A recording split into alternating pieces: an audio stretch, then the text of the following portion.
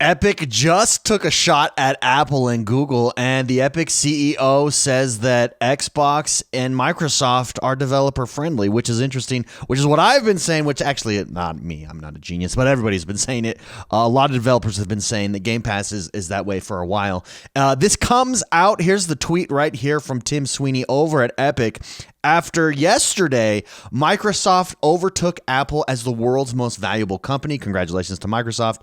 Congratulations to Apple too. Google for that matter, right? But here's what Tim Sweeney over at Epic said. Congratulations to Microsoft on a well-deserved honor. From Bill Gates to Steve Ballmer to Satya Nadella, they have a 50-year track record of supporting and empowering developers to do great work while respecting developer and user freedom. A sharp contrast to Apple and Google. Ouch. Now, why is he talking to and referring about Apple and Google? It's because on their platform, so when you publish a game on either of their platforms, they own you. They control it. They have rules. They can take you off. They can crush you.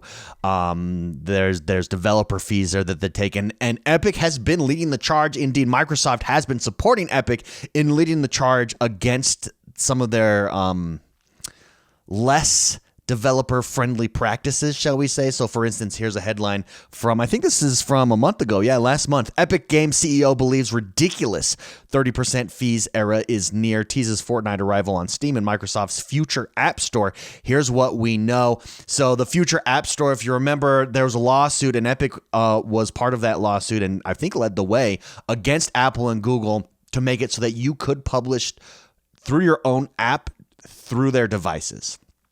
It went through. It looks like it's coming, and now that's why Xbox is going to be developing their own app. Indeed, it lines up with Game Pass, so it's critical. So, interesting take. That's all I have to say. Just interesting takes here. I love seeing it's the drama. The drama is real. And Microsoft said this before. Remember, Phil Spencer said they don't view PlayStation or Nintendo as the competition. They view Apple and Google as the competition. The fact that Tim Sweeney takes a shot at Apple and Google compared to Microsoft here, I think underscores that he probably views those three as competitors as well. Here's another headline. This one was from back in November. Epic Games Sweeney takes aim at Android's, quote, fake open platform. Oof. Google has denied abusing power in the app distribution marker. Fortnite maker CEO testifies at high-stakes antitrust trial. So he's been on it for a while. The fact is that I think Xbox with Game Pass is very developer friendly. Obviously, that's how we tie all this in. I did write down some questions here. I just love the drama. I love the hot take. I love seeing the head of Epic, who is incredibly influential. That we're talking Fortnite. I mean, that alone. We're talking the Unreal Engine. We're talking influence in gaming. Maybe one of the most influential companies in gaming at the moment. How will Microsoft's approach to empowering developers influence the future of gaming and technology? Well, it depends. So far, I think developers see a platform like Game Pass as developer friendly. Does it remain that way? Oftentimes what happens is as you gain more and more power, you become less and less developer friendly. So hopefully it remains developer friendly. I think it's yet to be seen. But I do think it's the future of gaming. I've said it before. I'll say it again. I'm a broken record on that point. I think Game Pass subscription-based gaming is the future of gaming. I think it enables independent developers. I think it enables AAA developers in different ways. And I think overall it's good. What are the broader implications of Microsoft overtaking Apple as the world's most valuable company? I don't know that there are any broader implications there. I just think it's an interesting point. I think it shows.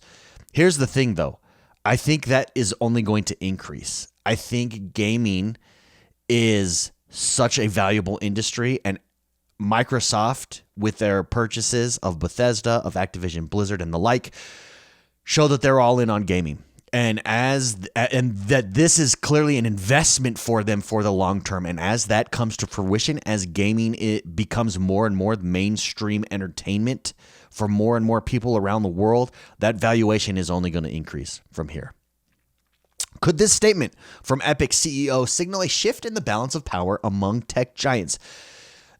No, I mean, Google and Apple are going to do what Google and Apple does, and they own the platform that you are publishing on for the most part. New legislation has come down, not legislation, but new rulings have come down in the antitrust cases.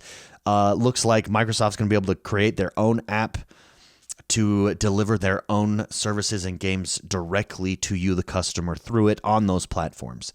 I don't know that there's a shift in the balance of power. No. I have seen some rumors. Who was it that tweeted out? I saw someone tweet this out this morning that they heard that Microsoft is looking at bringing back their own phone, that they regret getting out of the phone market, which I've had all phones. I've had Apple, I've had Google, I've had Windows. Windows layout was the best. The problem with Windows at the time, the Windows phones, is they had no apps. You couldn't get any apps on it. And so what good is your UI and your layout? Their UI was fantastic. Their UI was built for like at a glance, you could get all the information you need. You didn't have to actually double click into an app. It was really well designed.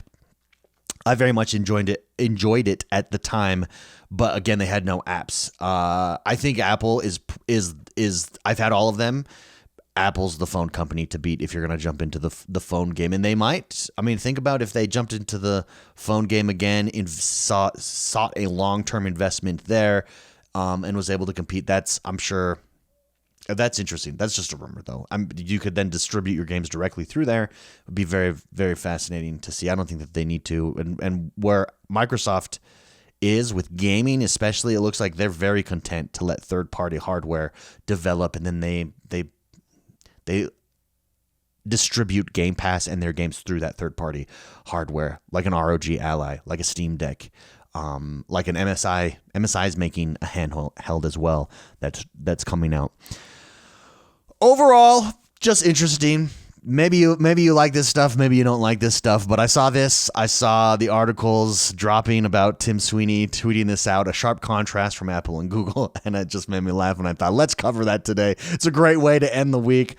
I'd love to know what you guys think, though. Do you think that Xbox is developer friendly? Are you a developer? Are you an independent developer? Have you tried to develop a game on Xbox or on Game Pass or on any other platform? How has that gone for you? Do you think that Game Pass is developer friendly? Would love to know your thoughts on that. Let me know in the comments below. Don't forget, guys, hit that like button. Subscribe to this channel if you like what we're doing here. My name is X1 the Gamer. We'll see you guys next time. Bye-bye.